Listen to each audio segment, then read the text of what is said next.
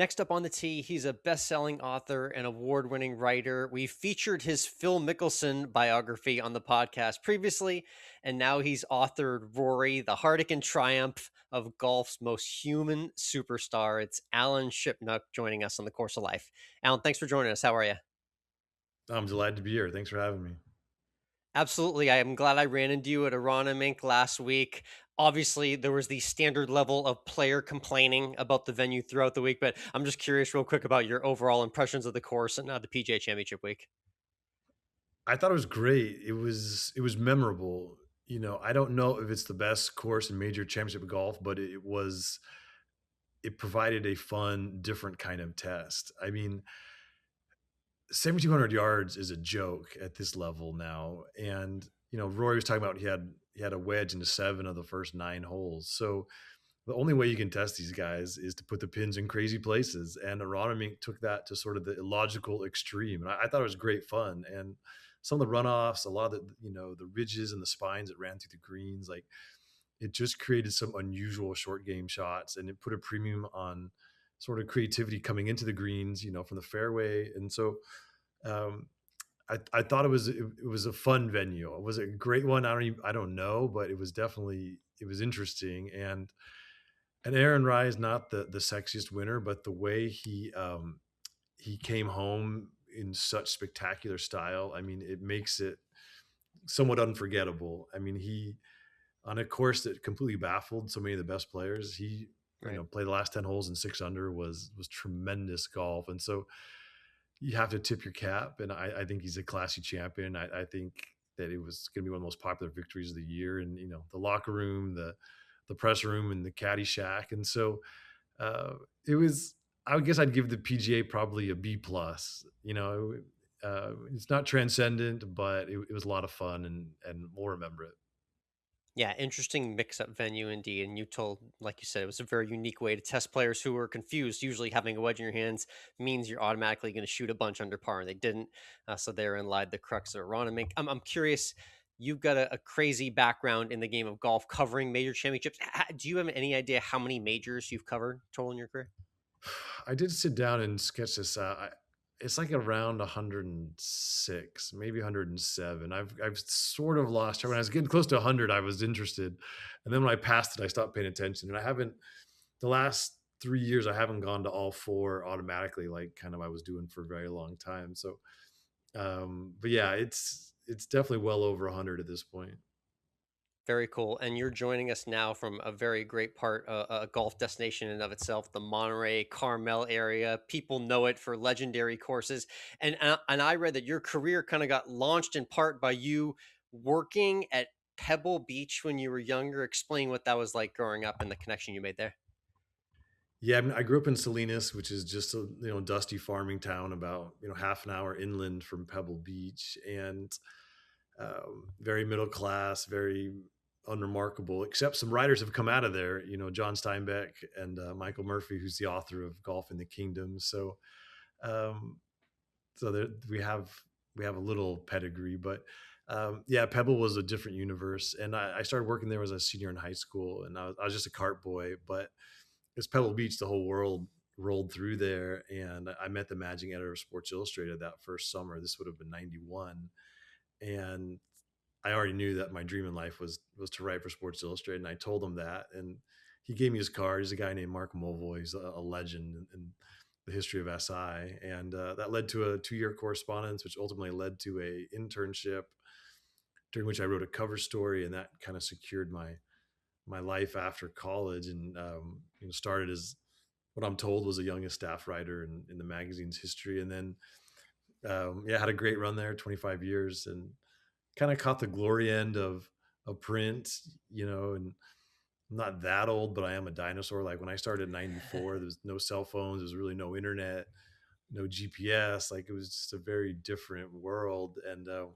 had to kind of follow this evolution all the way through. But yeah, so Pebble Beach is really important. I still feel like I would have wound up at Sports Illustrated at some point in my life, but I probably would have had to work in some newspaper in Iowa just to start, and so I kind of jumped the line a little bit. But yeah, I have really great memories of my time there.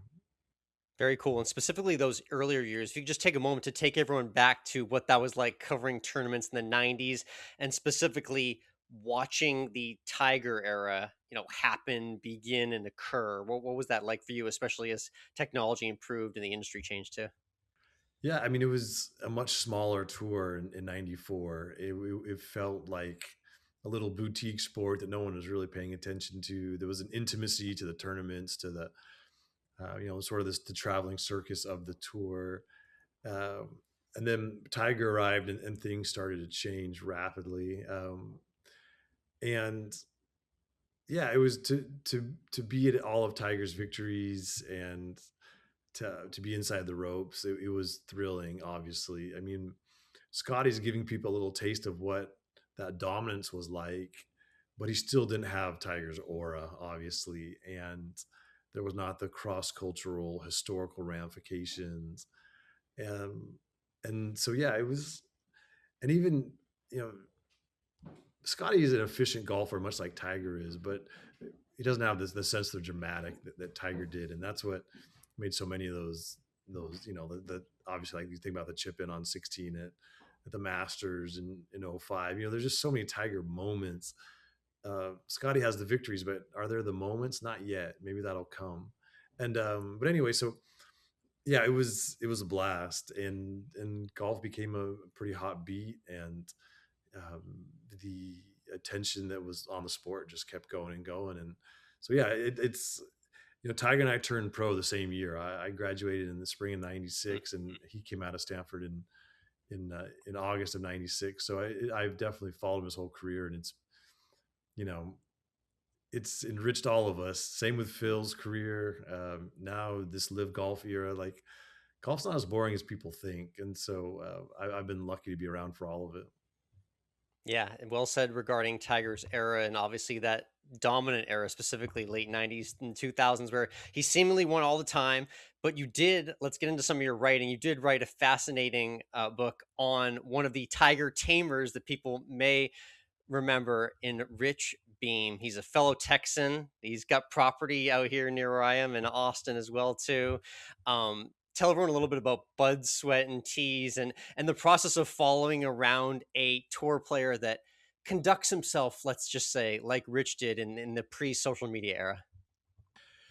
Yeah, I mean, that whole project was I spent most of '99 following Rich, and again, it was the tour was so different, and I just said I want to do this book, and he's like, "Cool, let's do it."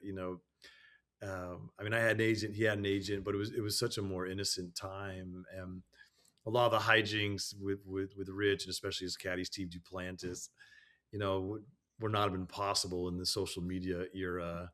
Like, some very late nights we're out drinking, and might have wound up at some establishments of ill repute, and it was just like it was a more innocent time, even though they weren't really innocent characters. And so, I think the reason that book, I mean, still in print, it still endures, is because both Rich and Steve were these incredibly colorful guys, but it also is a little time capsule of the tour, just right at the dawn of the Tiger Age, before things really changed. And so, yeah, it's a fun book.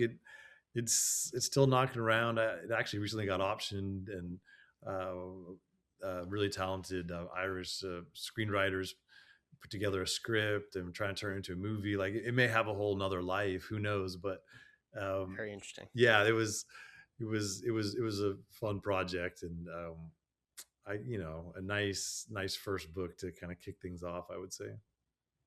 Yeah, I'm picturing that story and trying to kind of reimagine like a kind of dirtier, dustier version of Tin Cup, if that's possible. I feel like there definitely is a movie potential there. You're right. Yeah, for sure. I mean, Tin Cup was fictional slash ridiculous. I mean, Beam, it really happened, and Yeah. he did hold off Tiger down the stretch of the PGA in 2003. He hit the shots. I mean, he slayed the dragon, and so um, it's one of the all time underdog stories. He was folding sweaters in the pro shop at El Paso Country Club, and next thing you know, he's beating Tiger Woods to win the Wanamaker Trophy. Like, it's a pretty incredible journey. In the process of creating these books, you did The Swinger, you did the biography of an LPGA Tour star and Christina Kim, who's a great media personality now as well too. I'm curious, what part of the process do you enjoy the most? Is it the kind of research and finding, or putting the pen to paper and writing? And what part of the process keeps you going after all these years?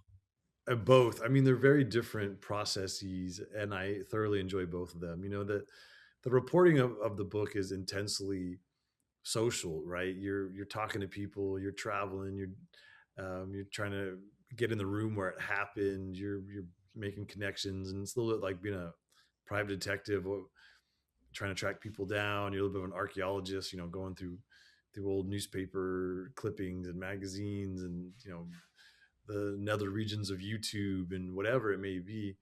And um and so that part I enjoy. And then the writing is very internal and sort of lonely, but that's also the most fun part. So I love the whole thing. And you have to have some, it's like you have to be a multi-tool player. Like there's beautiful writers who just aren't great reporters for whatever reason, and there's really bulldoggy reporters who get a lot of material, but the way they present it is not super dynamic. And the sweet spot is if you can do both. And I'm still trying to master that balance. But yeah, I enjoy the entire process. Very well said. Again, Alan Shipnuck joining us here, and I got to touch on probably the most talked about golfer in the world. That's not even on tour or anything like that. The current president, President Donald Trump, and his relationship to the game. Obviously, you had a very important, very popularized piece when you were at SI, where he made some comments regarding the White House being a dump, which turned into an entire media fiasco thing. If you could just take us back to that moment, I was curious what that process was like, putting that piece together, and kind of how you view the president's relationship with the game of golf right now.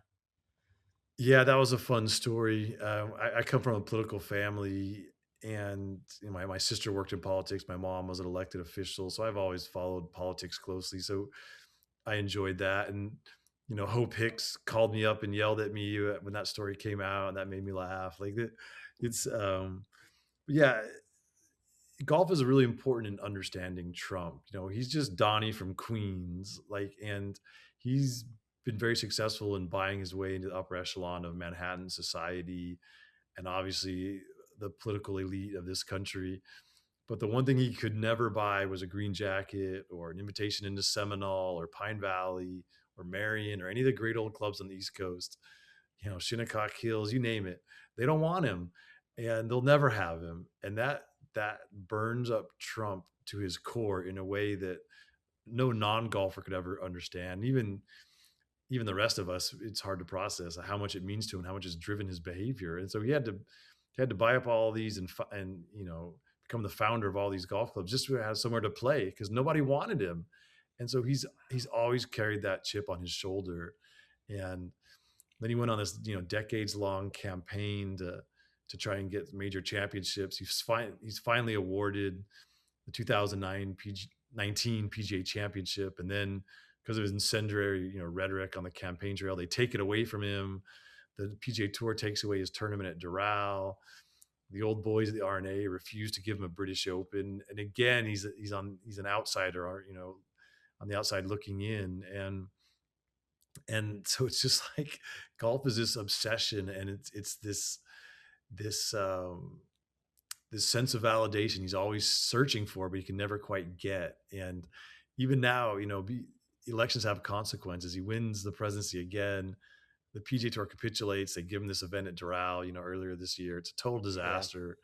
No fans, no energy. Top players skip it, and it's like no matter how hard he tries, he can never get what he wants. And it's quite an interesting part of the Donald Trump story. Yeah, it's like the last step in the cool kids club for him in the world of golf And he'll was never it get there. He will specifically. never get there.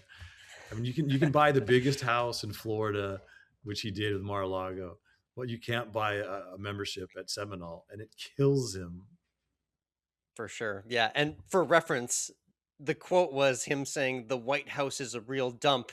By the way, here we are years later. He's doing a massive ballroom ad there. So you did kind of nail that. It seems pretty accurate to me Oh, looking well, back years of later. course. And if you read that Michael Wolff book. What is it? Fire and Fury, or I forget the title. There's a whole thing how Trump was terrified of the White House. He thought there was rats and it was spooky at night, and it's all Again, Trump denied saying that. 10 members at Trump Bedminster heard him say it. It's like whatever. It's just an eye roll. But yeah, his true feelings have never been a secret about the White House.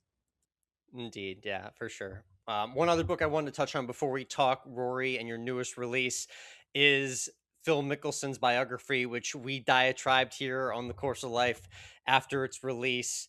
Obviously, there were in the book comments that were on the record that Phil tried to say off the record.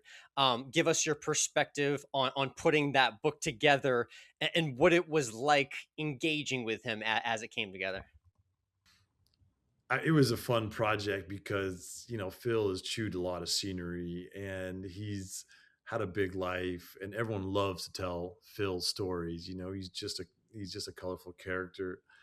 Um, the the whole Phil saying that was off the record when he called me up right before the book was due, and we had this whole talk about live golf, and he went on that famous monologue about the Saudis being scary motherfuckers and all this and that. And one of the things he said is, um, we know they execute people for being gay. And then he told me a very personal thing about his family as part of this monologue. And so it was originally in the book because that's just what he said. But then, is the manuscript before it was published. And then as I read it over a few times, I said, I don't know if this is the right venue for Phil to make this statement. And I texted him. I said, you said XYZ. Are you sure you want this to come out in this manner? And then his lawyer responded and said, "Yeah, Phil would appreciate it if you snip that little bit out." So in the quote, I took out this thing he said, um, out of respect for him and his family. And then the book is published and all the blowback, and he says that it was off the record. It's like, bro, I fact checked this with you and your lawyer. How could it be off the record? This makes no sense. And I didn't do a good enough job telling that story in the moment because it was so much coming at me. I told it later, but it was after the first wave, and that was sort of a mistake on my part. But it was like, that's just Phil. He's a bullshitter, and everyone knows that. But it was disappointing that he was attacking my credibility. And I think as time goes by, people see more and more what Phil's all about, and I'm at peace. But yeah, it was, despite all the ensuing controversy, it was a very fun book to write, and um, it remains. I just the other day I picked it up for some reason. And I started flipping through it, and I got sucked into it, just like as if I wasn't the author. I hadn't read it in a while, and it's like there's just so many outrageous stories, and he's had incredible victories, and he's had these crushing defeats, and that it just makes for a good tale. For sure, yeah, and credit to you with the boldness and kind of the cavalier nature of your storytelling. It kind of really helps resonate a guy that's got just a crazy personality who's always very opinionated on something. If you want to take on something, go to Phil Mickelson because he's got one. So that was definitely a very interesting read that we enjoyed. So that kind of builds us up to your latest release now surrounding Rory. Again, it's the heartache and triumph of golf's most human superstar. I'm just curious, kind of why now, and what was the timeline on putting this book together, Rory? Yeah, I mean, so the book I did after the Phil biography was, called "Live and Let Die," and it's sort of this insider's story of obviously the Yep. war between the PGA Tour and Live Golf. And Rory was a towering figure in all of that, and he was not only the spokesman for the PGA Tour, but probably a lot of people think for the entire sport. And he was this great ambassador. He was also the biggest troll in the entire thing, where he was taking shots at Phil, at Greg Norman, at Brooks Koepka, at Sergio. You go on down the list. I mean, Rory made it intensely personal, and so the more when I was reporting that book, I was drawn more and more to Rory, and I've been following him his entire career. Like, I mean, I distinctly remember being on the range at the 2007 Open Championship. It was the first time I ever saw Rory swing a golf club, and he had the crazy curls, and he had the baby fat. He did not look like a Yes. world class athlete, but um, when he swung the club, it was so dynamic. And so I've followed, much like Phil, much like Tiger, I've followed Rory his entire career. And so there's been times I've had great access to him, and not to spoil anything, but the book begins. We're sitting on a private jet flying across China, and when he signed his Nike deal and it was announced in Abu Dhabi, I was there and I spent time with him and his family. And so I've always been tracking Rory, and as the live stuff, made him more polarizing. It made him more interesting, and there's also a little bit of this recognition, like the generation after Rory. I don't know there's anybody who could carry a book like Scotty Scheffler, incredible golfer, wonderful human being. Like, what is the Right. next paragraph? I don't even know. Like, um, you know, he's and you look at Scotty, you look at Justin Thomas, you look at Jordan Spieth. They're basically the same person. Like, grew up in affluence at a private club, went to a college golf factory, um, married their college sweetheart, have had the same swing coach and caddy and agent their whole life, Straight basically. like this. Yeah, Rory has had a much bigger life, and I just felt like it would make a good book, and I feel like it's always better to be a little early than a little late. And so, obviously, Roy still has golf to play, and he's going to keep doing cool things. But to understand this journey he's been on, and so I started working on the book in the spring of 2024.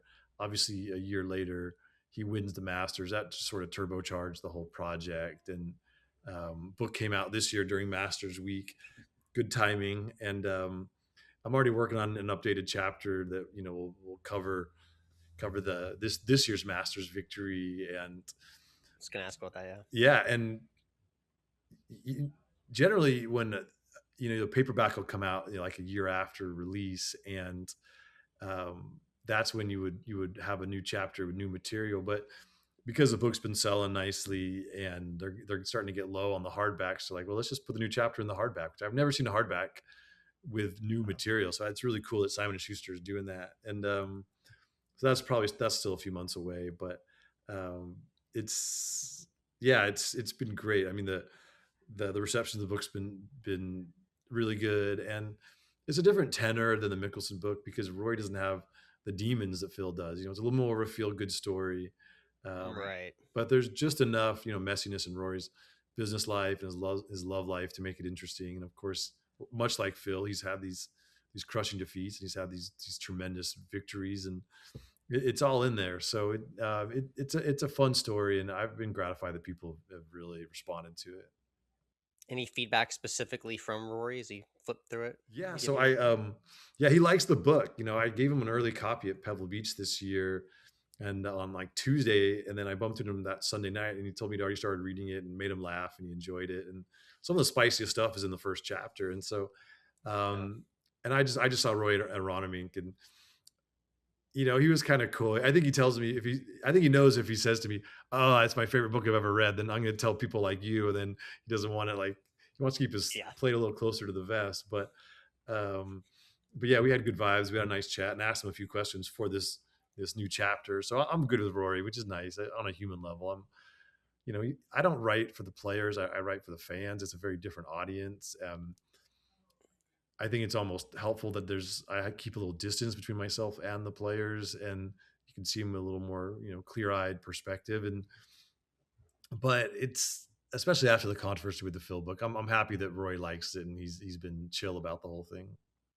I like the way that you say that you write for the fans. I definitely create what I do here for the fans of the game as well too. I'm obviously just a newbie at the press conference scene. I've been to a handful of Rory press conferences now, mainly at these PGA Championships the last few years. I'm curious what your thoughts are on his kind of demeanor with the media specifically in the last few years. We talked a lot about on the podcast about he was going to bat as essentially the media spokesperson for the tour for a while, and then at one point he just got overtired and was just completely sick of it. And then he kind of dropped what we felt like was the act and then really just started giving us a much more genuine version of himself. And it comes out in a lot of different ways. But I'm just kind of curious what your perspective is on kind of his relationship with media members like yourself recently. Yeah, I mean, Roy's one of the MVPs of the press room. Like, just a great talker. He's a deep thinker. He wears his heart on his sleeve. He's not afraid to take a stand. He's not afraid to comment on controversial things. So he's fantastic. there's times, and we saw it after the 2025 Masters when he gets a little burnt out on it, and he's been so emotionally available to the press in a way that no other top player has. That I think every now and then the fatigue sets in, and he can be a little snippy, but I don't mind that. It's just that's just he's just being real, and so um, but yeah, I mean, Rory's great. He follows the narrative. You know, he's maybe a little less now, but all throughout his 20s and even up to a few years ago, he's a big consumer of the golf media. So he knows what people are talking about. He knows what people want to hear about, and he was probably in a little too deep, honestly. And I know he's pulled back the last couple of years, and that's probably helpful. But um, yeah, Rory, he's the first superstar of the social media age, and he was the first guy to embrace, this new wave of podcasters on tour. And I mean, he's been massively helpful to all of us in the press because he's just good copy. For sure. Yeah, and you highlighted a little bit of that. If people want a preview of the Rory bio about that's out right now, there's an excerpt out where you depict the whirlwind weekend and Sunday of him trying to capture that career Grand Slam, which we all remember so well. And you highlighted a really awesome moment with Harry Diamond, his caddy, as well too. What was the experience like as a writer of his book watching that Sunday play out? Did you know in that moment that like this was going to be your moment to supercharge the release of the book, or were you kind of unsure as you watched the history play out? Yeah, no, it was great because that was always the question mark. Like, how does the book end? Because when I started, Roy was still on this unfulfilled quest, to win the Masters and kind of fulfill his destiny. And the second that he finally managed to win it is like, okay, perfect. This is the crescendo the book needs. And there's still one more chapter after it. I went to the Ryder Cup and all that, but the whole book is sort of building towards this moment, and it's coming. And I'm really proud of that chapter. I mean, I think it's almost 10,000 words. I went super deep on that Masters victory and talking to people who were part of it and who were on the ground. Excuse me, I'm losing my voice. And so yeah, it was no, I was there were a lot of people who were happy when Rory won. I I wasn't. I'm an unbiased observer, but I just knew it was going to be great. It was just a great kind of final passage in the book, and would give it a resonance that it really needed. So I was happy on an artistic level, more than a personal level. Love it. Again, it's Rory, the Heartache and Triumph of Golf's Most Human Superstar by Alan Shipnuck joining us here. Looking forward to showing it off chapter by chapter here this summer.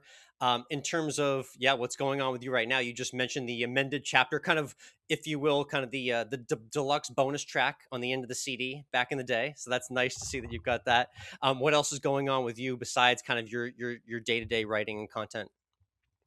Yeah, well, I mean, that's enough. I'm doing a lot of features for Scratch Golf, which is a great platform. I really like writing for Scratch. They give me tons of freedom, and so I've got a few things I'm chasing right now for them. Um, I mentioned Michael Murphy, author of Golf in the Kingdom. We have a shared hometown. That's gonna be my next book. It's a little bit of a biography because he's had an incredible life, but it's also he co-founded something called the Esalen Institute, which is on the cliffs of Big Sur. It was the first mind body metaphysical kind of retreat center in the US and opened in 1962. It helped launch the counterculture in certain ways and became a center for like this very progressive non-traditional thinking. And so Michael spent his whole life pondering the big questions, um and he has a unique perspective on everything. So that's a book I'm working on now, which um, I'd like to have finished done by the end of this year. That's ambitious timeline. We'll see. Um, and yeah, and all these Hollywood projects are knocking around. I mentioned the Bud Sweat and Teas. Been trying to get Yeah.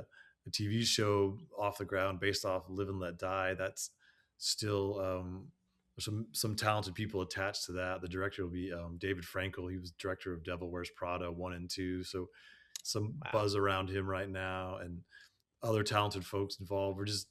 We're pitching it to buyers. We just need someone to write a check, and incredible, like 8 episodes scripted with actors and like bring this whole thing to life in a super dynamic way.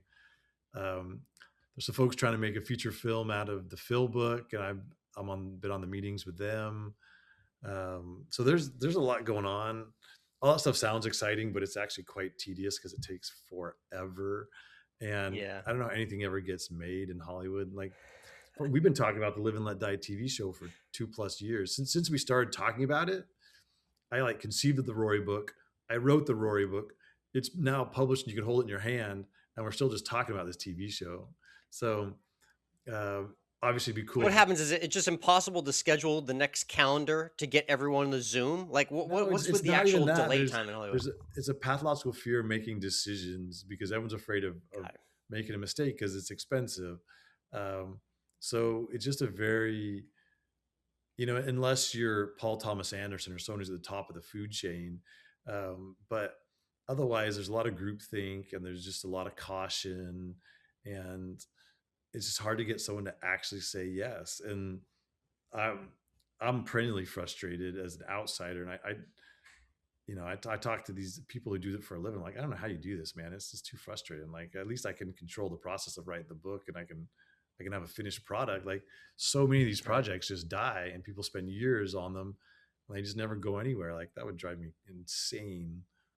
But so For yeah, we'll sure. Yeah. see. Well, I'm excited to see what does come from the potentials there with all the work you've already put in on the book side. Again, Alan, we thank you so much for taking the time. We always wrap with our guests with our 19th hole question. So a little more laid back.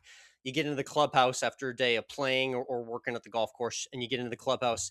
What's your meal and drink order at the 19th hole? Well, I mean, geez, it depends where we are. Like, if I'm at Monterey Peninsula Country Club, I might get Yep. like a calamari steak sandwich. Like it's I always try and eat local, but um, it's hard to beat a cold beer. Um, but yeah, I guess I don't have a go-to. I mean, I lo- I don't eat like tons of hot dogs and hamburgers in my daily life, but they hit at a golf at a golf course. Like a hot dog at the turn is like a guilty pleasure. Um, I don't know. That's a great question.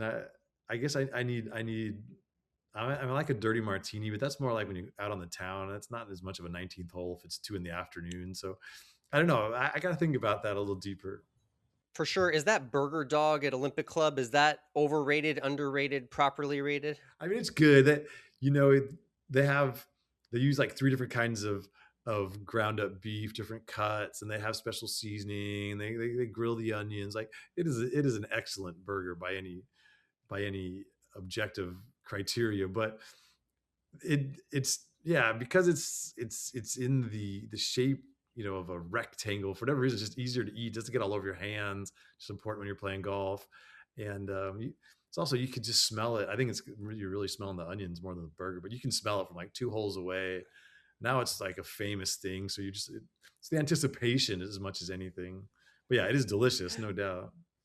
Love that. Awesome. I appreciate the perspective as always. Again, we'll be excited to read the Rory book and we'll check back after we're finished and look forward to seeing you at future tournaments as well. Thanks for joining. You got it. Thanks for having me.